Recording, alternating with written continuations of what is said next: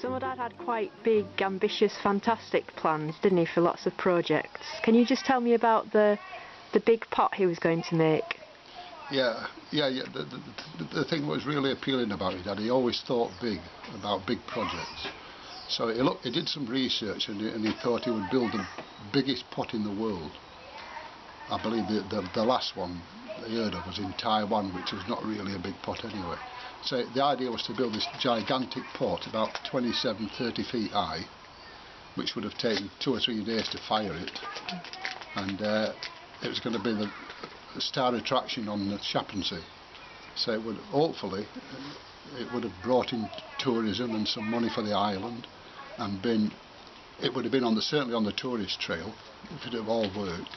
And the idea was to let people put their names on it and sponsor the build of this gigantic pot, and hopefully everybody who came to visit the mill will be able to put a piece of clay onto it and build it. So hundreds of people would build. In the end, people would be able to say that hundreds of people built this gigantic pot.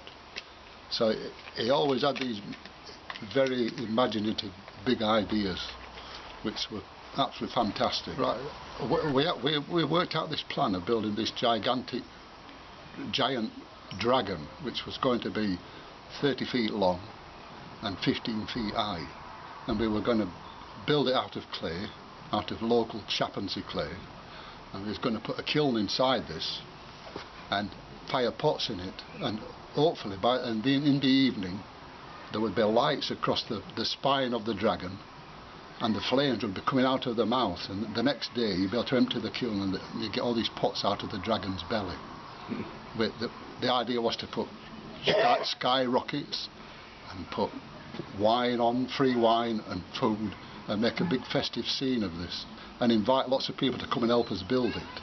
So unfortunately we did build a prototype, but sadly and tragically really that he became ill and he died before we could build the dragon. So it would have happened this summer, but unfortunately he died in December last year. So that was another fantastic big idea that we couldn't carry out. So it just fits his philosophy, which is let's make something really spectacular and big, and all his life that he's always thought in big terms.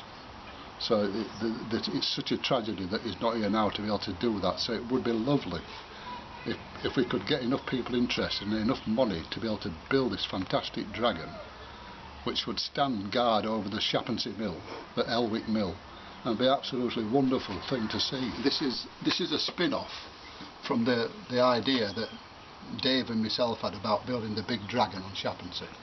So I thought what I would do is build some dragon's heads to get a feel and an idea of what they would have been like. So this is Mark III, but the actual one that would go on the dragon would be 3 times bigger than this.